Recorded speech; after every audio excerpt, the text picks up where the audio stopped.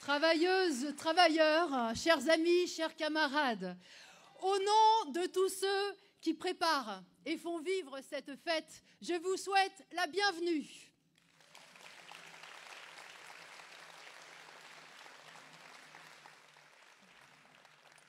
Il y a exactement 50 ans, en mai 1968, le pays était plongé dans la grève générale. Depuis le 3 mai, la révolte étudiante se déployait au quartier latin à coups de pavés.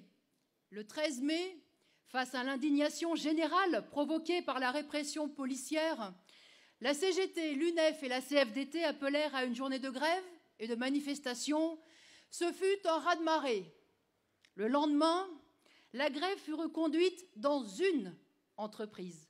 Le surlendemain, dans 2, puis ce fut la traînée de poudre. Incapable d'arrêter la contagion, la CGT, dominante dans la classe ouvrière, décida de prendre la tête de la vague gréviste pour la contrôler, et le mouvement devint irrésistible. Il provoqua la plus vaste grève générale que le pays ait connue, avec plus de 10 millions de grévistes. Usines, chantiers, banques, téléphonie, stations-service, trains, tout fut arrêté. Non pas 1 ou 2 jours, mais 3, 4, 5 semaines. Y participaient des ouvriers, des employés, des techniciens, des coiffeuses, des garçons de café, des footballeurs et même des collégiens de 13 ou 14 ans. La jeunesse étudiante fut le déclencheur de ces événements et son inspiratrice politique, avec les slogans que vous connaissez peut-être. Ne perdons pas notre vie à la gagner, soyons réalistes, demandons l'impossible, ou encore ne me libère pas, je m'en charge. Eh bien, elle exprimait, cette jeunesse, son rêve d'une société et de relations sociales radicalement différentes. Elle disait son désir de libérer la société de l'exploitation et du carcan capitaliste. Elle formulait l'aspiration largement partagée à une société égalitaire plus juste, plus libre, plus humaine. Mais c'est l'entrée en lutte de la classe ouvrière qui fit basculer la situation, qui déstabilisa le régime et qui fit peur à la bourgeoisie. Car, contrairement aux étudiants, la classe ouvrière est au cœur de la production, ce qui lui donne les moyens de passer des paroles aux actes. Si elle en a la volonté consciente, ce qui ne fut pas le cas en 1968, oui, la classe ouvrière a la capacité de refaire le monde. Et c'est vrai encore aujourd'hui. La classe ouvrière, les exploités représentent une force sociale qui n'a pas intérêt à la perpétuation de ce système. Les prolétaires n'ont, disait Marx, que leur chaîne à perdre. De la même façon qu'ils font aujourd'hui tourner toute la société pour le compte des capitalistes, qu'ils produisent les profits et font fructifier le capital, les travailleurs sont capables demain de faire tourner la société pour les intérêts collectifs de la grande majorité. Aucune autre force sociale ne recèle cette force révolutionnaire et cette capacité de transformer et de reconstruire une autre société. Alors, quand la grève générale s'installa en 1968, avec cette ébullition d'idées révolutionnaires parmi la jeunesse, le régime gaulliste n'eut plus qu'une idée en tête, éteindre l'incendie. Et comme en 1936, il se hâta de mettre le patronat et les organisations syndicales autour d'une table pour voir comment remettre la classe ouvrière au travail. En un rien de temps, le gouvernement et le patronat lâchèrent les augmentations de salaire dont ils n'avaient cessé de dire qu'elles étaient impossibles. Ils cédèrent de nouveaux droits syndicaux et furent forcés, dans certaines entreprises, à réduire le temps de travail. Pour bien des travailleurs, ces avancées étaient modestes et pas du tout à la hauteur des espérances qu'avait suscité la grève. Mais en mai-juin 1968, la classe ouvrière fit, une fois de plus, la démonstration de sa force. Elle fit la preuve qu'elle était capable de faire reculer un pouvoir aussi solidement établi que celui de De Gaulle.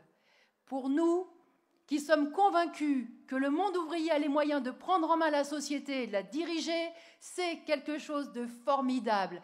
Et avec tous ceux qui ne supportent plus aujourd'hui la situation et qui veulent rendre les coups, oui, nous souhaitons une nouvelle explosion sociale. Et c'est en ce sens qu'il faut un nouveau mai 68.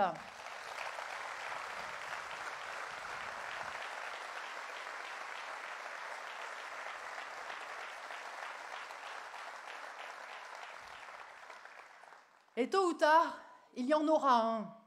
Oui, tôt ou tard, des exploités se lèveront de nouveau en masse. En 1917, la vague révolutionnaire fut la conséquence de la guerre mondiale. Dans les années 1930, elle fut déclenchée par une des plus graves crises du capitalisme. D'où partira la prochaine? Des entreprises? Des étudiants? Des banlieues? Qui la déclenchera? Un politicien bourgeois tel que Macron, avec son mépris anti-ouvrier? Un de ces grands patrons qui se payent des dizaines de millions et qui rognent sur la moindre prime? Personne ne le sait. Les opprimés peuvent subir et encaisser les coups longtemps. Mais ce qui est sûr, c'est que cela ne peut pas durer éternellement. Un jour ou l'autre, ça explosera.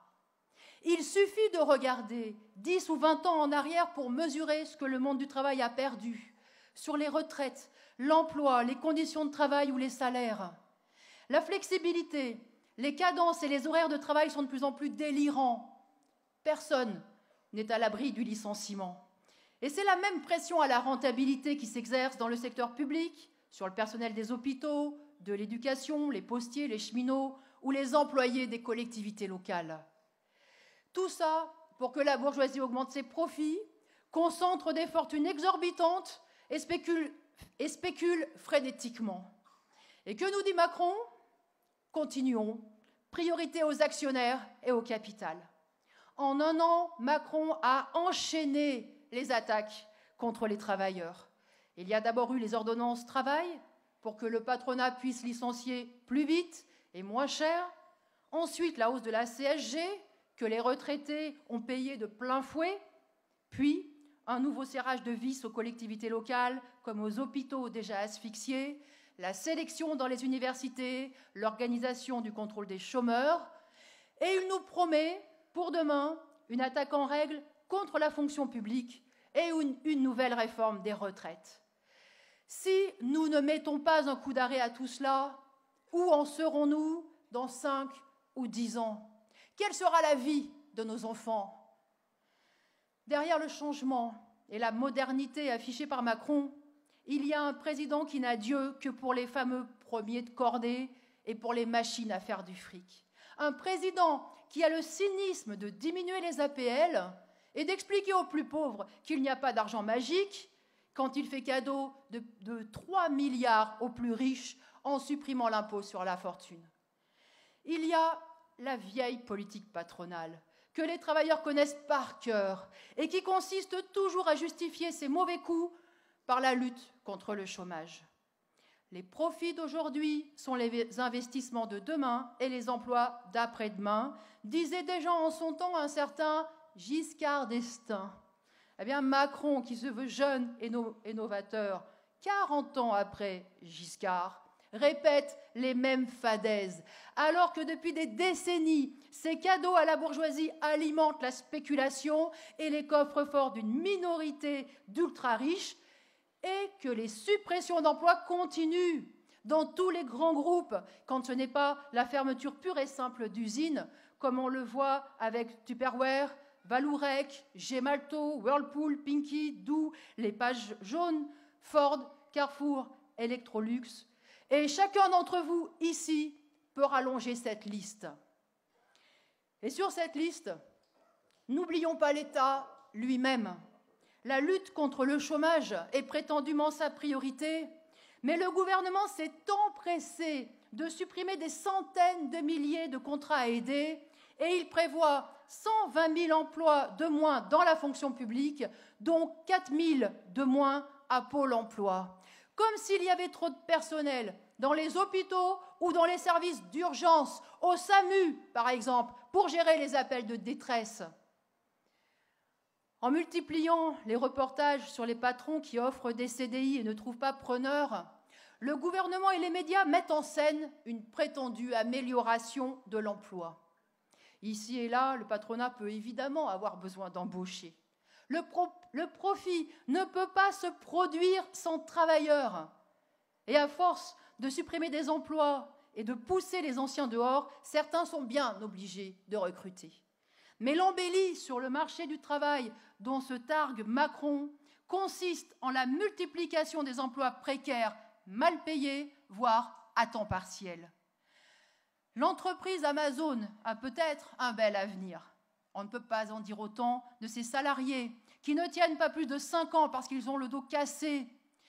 Et prenez les métiers d'aide à la personne et les EHPAD qui répondent à un besoin croissant.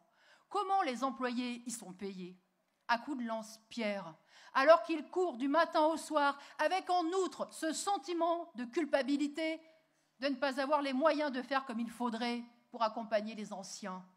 Voilà l'avenir que Macron réserve au monde du travail. Alors, quand bien même la reprise serait un tant soit peu durable, elle ne nous profitera pas.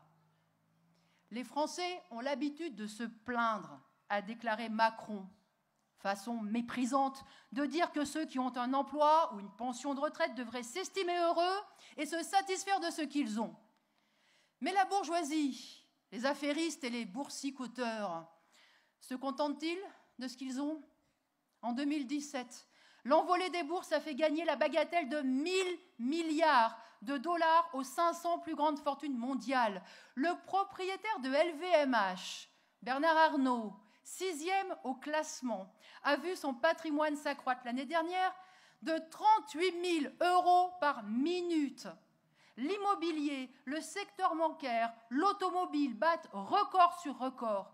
Et ces messieurs, ils en demandent toujours plus. Et Macron n'y trouve rien à redire. Si nous ne les arrêtons pas, ce toujours plus, ils continueront à le prendre sur notre dos. Alors oui, tôt ou tard, eh bien, ils déclencheront la réaction ouvrière qu'ils redoutent tant, et c'est la seule chose qu'ils n'auront pas volée.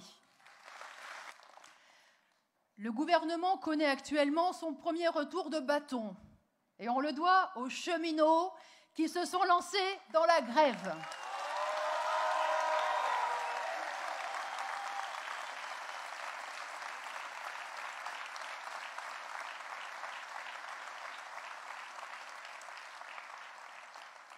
Ils y ont été forcés par Macron, qui, sûr de lui, et comme pour prouver sa toute-puissance, les a attaqués frontalement.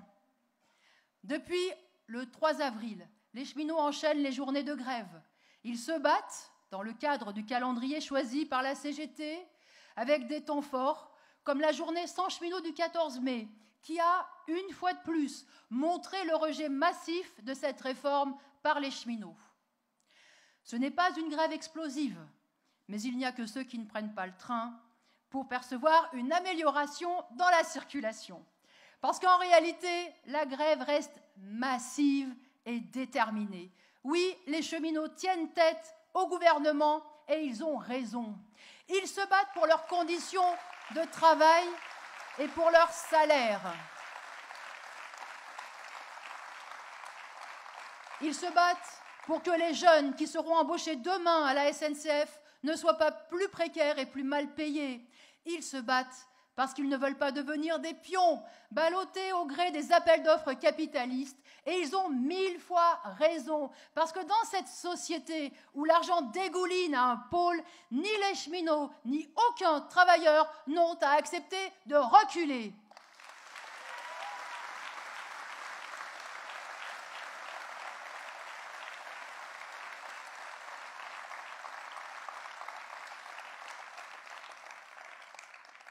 Par sa durée, cette grève est devenue un fait politique et elle modifie le climat social. La campagne contre les cheminots privilégiés a fait long feu. En dépit des efforts déployés par le gouvernement et le matraquage médiatique, nombre de travailleurs comprennent, expriment leur sympathie et leur soutien à cette grève car étant tous également attaqués et méprisés par ce gouvernement, nous pouvons tous nous y reconnaître. Et ce, d'autant plus que cette grève n'a rien de corporatiste, ni dans ses objectifs, ni dans la façon dont elle se mène. On a vu des assemblées générales de cheminots ouvertes à des hospitaliers, à des salariés de Carrefour, de Vélib, d'EDF, d'Air France ou de La Poste, ou encore à des étudiants. Des équipes cheminotes sont allées diffuser des tracts aux portes des entreprises voisines, qu'elles soient du privé ou du public. Les cheminots se sont joints et ont renforcé toutes les manifestations qui se présentaient à eux. Tous ceux qui ont vécu 1968 et ont vu les appareils bureaucratiques du PCF et de la CGT mettre un cordon sanitaire pour empêcher non seulement les étudiants de discuter avec les ouvriers, mais pour réduire aussi les contacts entre entreprises, apprécient cette attitude à sa juste valeur. Alors, j'en profite pour rendre hommage à ces cheminots qui ont le désir de s'adresser aux autres secteurs, non seulement pour trouver du soutien et de la solidarité, mais aussi avec la conviction que nous sommes tous des travailleurs confrontés aux mêmes attaques patronales et que nous devons nous battre ensemble. En agissant ainsi, ils font progresser la conscience de classe. Et cela s'est vu lors du référendum décidé par la direction d'Air France, lorsque la majorité des 46 000 salariés a réaffirmé la revendication d'augmentation salariale. Ce fut une surprise générale. Tout le monde s'était trompé sur l'état d'esprit des salariés d'Air France, à commencer par le PDG, qui avait mis sa tête dans la balance et qui l'a perdu.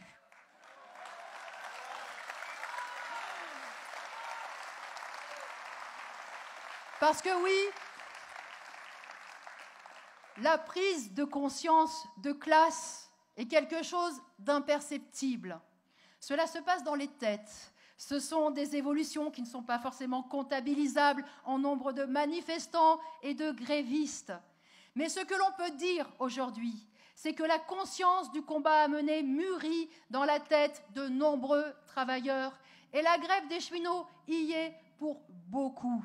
Oui, cette grève qui dure fait redécouvrir aux travailleurs la force de l'action collective et elle les conforte dans leurs revendications de façon bien plus large et plus profonde que n'importe quel discours militant.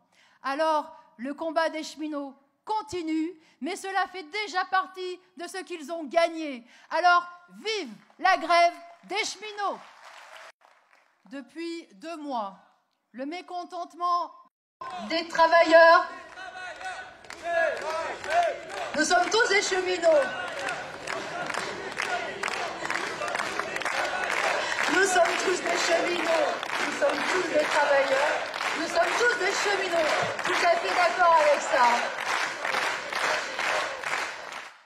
Depuis donc 2 mois, le mécontentement des travailleurs a pu se faire entendre dans les nombreuses manifestations syndicales qui se sont succédées.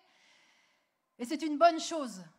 Après-demain, mardi 22, tous les syndicats de la fonction publique appellent à une nouvelle journée de grève et de manifestation pour s'opposer à la suppression de 120 000 postes et au plan gouvernemental qui vise à multiplier les emplois précaires dans le public. Nous appelons à répondre le plus nombreux possible à cet appel. Il y a aussi une manifestation prévue le samedi 26 mai. Celle-ci a un caractère particulier, puisque c'est une manifestation organisée par des partis politiques qui se revendiquent de la gauche, par des associations et des syndicats, dont la CGT. Lutte ouvrière appelle aussi à cette manifestation du 26 mai par solidarité avec tous ceux qui, parmi les travailleurs, veulent exprimer leur hostilité à ce pouvoir dévoué aux riches parasites et méprisant à l'égard de ceux qui, par leur travail, font vivre la société. Et nous demandons à tous ceux qui, dans le monde du travail, nous font confiance, de participer nombreux à cette manifestation. Tout en œuvrant pour son succès, nous ne signons pas l'appel unitaire, parce que nous rejetons l'opération politique qui se dessine et nous appelons les travailleurs à la méfiance. L'alternative que cette opération construit est une nouvelle mouture de l'union de la gauche, de l'époque Mitterrand et de la gauche plurielle du temps de Jospin. Les travailleurs et les militants ouvriers se souviennent amèrement de ces tentatives qui ont soulevé un temps leur enthousiasme et qui se sont plus ou moins rapidement transformées en déception, voire en désespoir. Ceux qui l'ont vécu ont peut-être encore en tête comment, pour être élu, Mitterrand a asséné « Celui qui n'accepte pas la rupture avec le capitalisme ne peut pas être adhérent du Parti socialiste. » Tout cela pour, au pouvoir, servir le grand patronat et louer la bourse.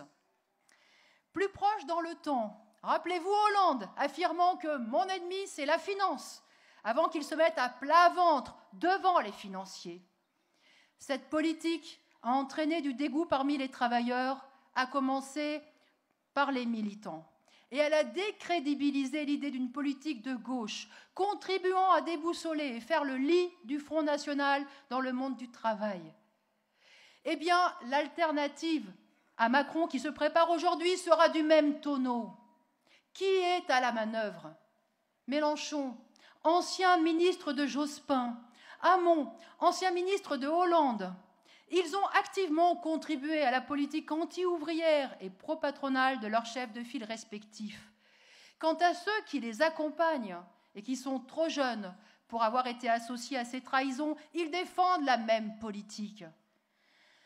Macron peut d'autant plus facilement prétendre être et de gauche et de droite que toute différence entre la gauche et la droite s'est évaporée au fil du temps. Mais les étiquettes politiques sont une chose, la réalité sociale en est une autre. Et on ne peut pas être à la fois pour les exploiteurs capitalistes et pour les exploités salariés. Les intérêts de ces deux classes sociales sont diamétralement opposés. Les organisateurs de la manifestation appellent à manifester pour, je cite, « l'égalité, la justice sociale et la solidarité ». Expression abstraite que n'importe quel politicien bourgeois peut reprendre à son compte sans en croire un mot. Même en parole, ils n'ont pas l'intention de combattre la mainmise de la classe capitaliste sur la société. Alors, quel que soit leur discours d'aujourd'hui, lorsqu'ils seront au pouvoir, ils gouverneront à leur tour au service des plus riches. Le véritable pouvoir dans notre société, c'est celui de l'argent et du capital. C'est le pouvoir de ceux qui commandent l'économie. Les présidents de la République, les ministres, s'excitent sur le devant de la scène politique, mais ils prennent leurs ordres auprès des milieux patronaux. Et s'il arrive qu'ils veuillent s'en affranchir, ne serait-ce qu'un peu, comme ce fut le cas avec Tsipras en Grèce en 2015, ils sont immédiatement rappelés à l'ordre par ceux qui tiennent les cordons de la bourse. Alors si nous dénonçons souvent les mêmes choses que Jean-Luc Mélenchon, Pierre Laurent ou Benoît Hamon, nous ne le faisons pas du tout dans la même perspective. Quand ces derniers dénoncent Macron, ils préparent le retour de la gauche au pouvoir qui gérera les affaires de la bourgeoisie.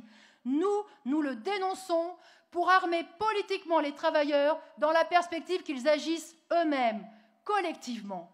Nous affirmons que le seul débouché politique qui ouvrirait une perspective pour les travailleurs sera la création d'un parti qui se situe sur le terrain de leurs intérêts matériels et politiques, un parti de classe qui se fixe pour but d'œuvrer pour que la classe ouvrière exproprie la classe capitaliste, prenne le pouvoir politique et qu'elle l'exerce de façon collective et démocratique. Nous le faisons dans une perspective communiste révolutionnaire. Certains voudraient concilier ces deux perspectives en considérant que la révolution est lointaine et qu'en attendant, il faut chercher le moins pire, c'est-à-dire un vrai gouvernement de gauche. C'est la raison pour laquelle ils pensent qu'il pourrait y avoir une unité, de lutte ouvrière jusqu'à la France insoumise et même jusqu'à Hamon, ex-ministre de Hollande, et qui en 2014 s'opposait à une précédente grève des cheminots, je le rappelle. Je l'ai déjà dit, ces deux perspectives s'opposent, et pas seulement pour l'avenir, mais dans notre politique quotidienne. Les travailleurs sont toujours devant ce choix fondamental. Est-ce que l'on cherche une solution dans le cadre de la société capitaliste ou est-ce qu'on vise à la renverser? Les politiciens, y compris ceux aux discours radicaux, prétendent pouvoir changer le sort des travailleurs de l'intérieur du système, de l'intérieur des institutions. Ils prétendent pouvoir le faire dans le cadre capitaliste sans remettre en cause la propriété privée de la bourgeoisie parce qu'ils considèrent celle-ci intangible. C'est précisément ce que nous combattons. Si la bourgeoisie continue de tenir les rênes du capital et du pouvoir, nous nous enfoncerons dans un capitalisme pourrissant, dans un avenir fait de sang et de larmes. Si les exploités partent à la conquête du pouvoir politique, l'humanité s'inventera un nouvel avenir. Alors notre raison d'être est d'affirmer la nécessité pour les exploités de renverser le capitalisme et de prendre le pouvoir, y compris dans notre propagande quotidienne. C'est de militer pour que la classe ouvrière accède à la conscience que la tâche de transformer la société dépend d'elle et qu'elle en est capable, car elle l'a déjà fait lors de la Commune de Paris de 1871 et de la Révolution russe de 1917. Les militants communistes révolutionnaires qui nous ont précédés ont passé le plus clair de leur temps à se battre pour que les travailleurs fassent avancer leurs intérêts de classe dans le cadre du capitalisme. Mais ils étaient convaincus qu'il était possible et nécessaire de construire une économie sans patron, sans exploitation, sans classe sociale. Et ils le défendaient. Tout en se battant pour améliorer les conditions de travail, ils expliquaient en quoi la lutte de classe serait sans fin, à moins de réussir à renverser le pouvoir économique et politique de la bourgeoisie. Ils en imprégnaient les consciences et ils imprégnaient les consciences ouvrières de cet idéal. Eh bien, nous nous inscrivons dans ce courant révolutionnaire du mouvement ouvrier, convaincus que l'impulsion, l'énergie qui permettra de changer la société viendra de la classe ouvrière. Nous militons au sein du monde du travail pour que celui-ci prenne conscience de sa force et de ses capacités à transformer en profondeur la société. Le renversement de la bourgeoisie nécessite un degré de mobilisation et de combativité exceptionnel des exploités. Dès lors que cette volonté de ne plus subir et de prendre leur sort en main existe, tout peut aller très vite. Bien des régimes et des gouvernements bourgeois se sont effondrés en quelques jours face à des insurrections ouvrières. Mais créer un pouvoir ouvrier, cela demande tout un cheminement et une conscience politique.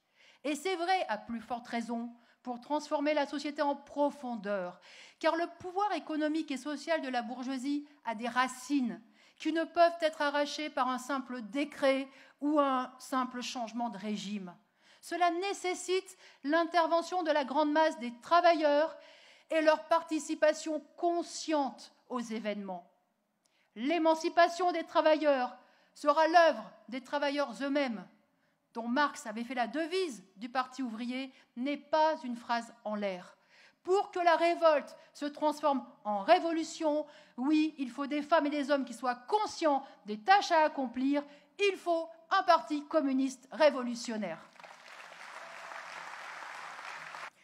Il y en aura toujours, comme Macron, pour vanter les charmes du capitalisme et de la concurrence. Mais le capitalisme est un océan de famine et de misère, de guerre aussi, dont émergent quelques îlots de prospérité concentrant des richesses insolentes. Où est le développement des pays pauvres que l'on nous promet depuis plus d'un siècle?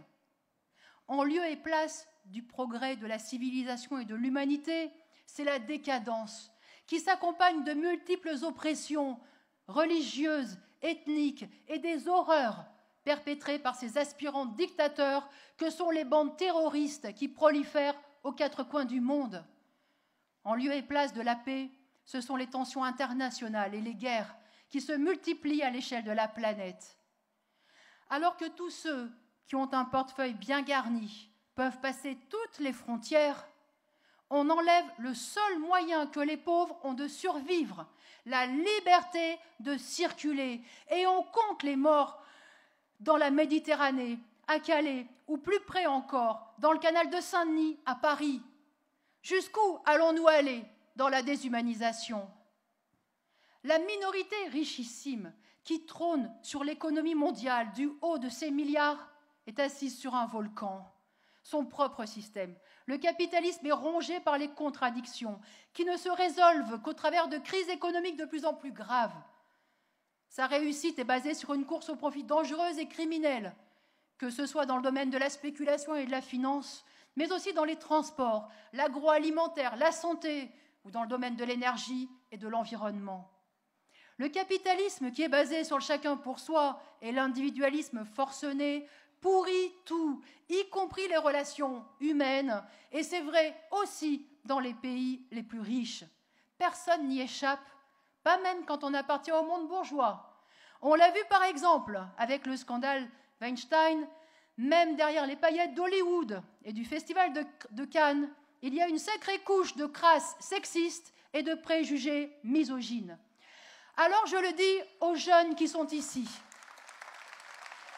tant qu'il n'y a pas de réaction collective massive qui permette de redonner confiance dans les idées révolutionnaires, la crise, les inégalités et le chômage de masse feront le lit de l'individualisme et de la concurrence, le lit des idées racistes, de l'antisémitisme, du sexisme, des communautarismes religieux et du nationalisme.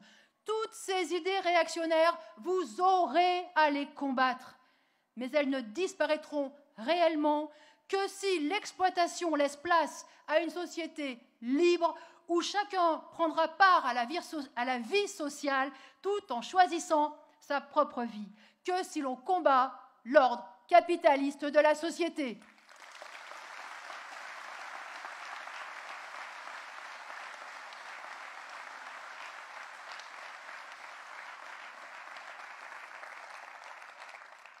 En plus d'être le cinquantenaire de mai 68, mai 2018 est aussi le bicentenaire de la naissance de Karl Marx. Beaucoup d'intellectuels bourgeois, d'économistes et de philosophes lui rendent hommage. Certains vont même jusqu'à lui donner raison dans sa critique du capitalisme.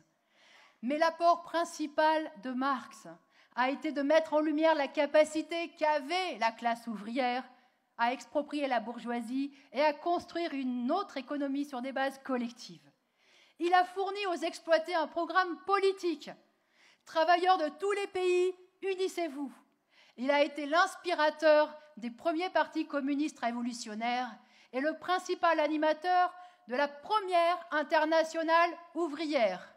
Cette dimension du combat de Marx ne rencontre qu'hostilité, pour ne pas dire de la haine, dans le monde des intellectuels bourgeois, mais elle est, pour tous les exploités, inséparable de leur émancipation. Un trait frappant des événements de 1968, qui sont restés au stade de la révolte, est la fulgurance avec laquelle les idées socialistes et révolutionnaires ont ressurgi. Toute une jeunesse étudiante et travailleuse a ressorti les drapeaux rouges et noirs et s'est tournée vers les idées de Lénine, de Trotsky, de Guevara, de Mao et de Marx. Tant qu'il restera des exploités, ce programme vivra. Et à chaque fois que les masses chercheront à reprendre leur destinée en main, ces idées ressurgiront. L'idéal communiste reste encore souvent assimilé à la Russie de la dictature stalinienne, quand ce n'est pas à la Corée du Nord. Il a été travesti et dénaturé.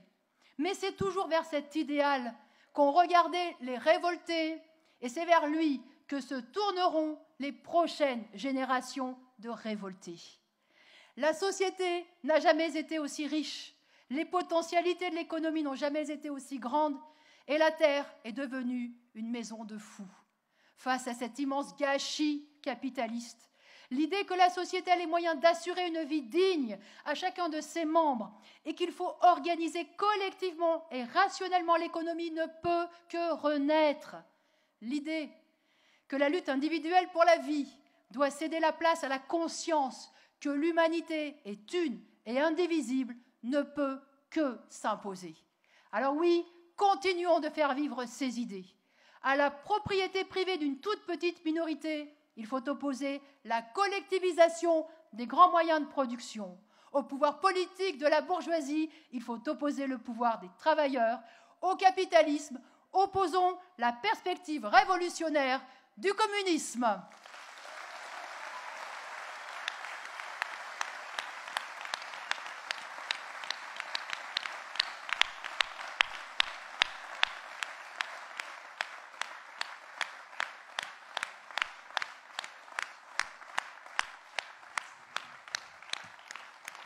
Et pour finir, bien sûr, l'international.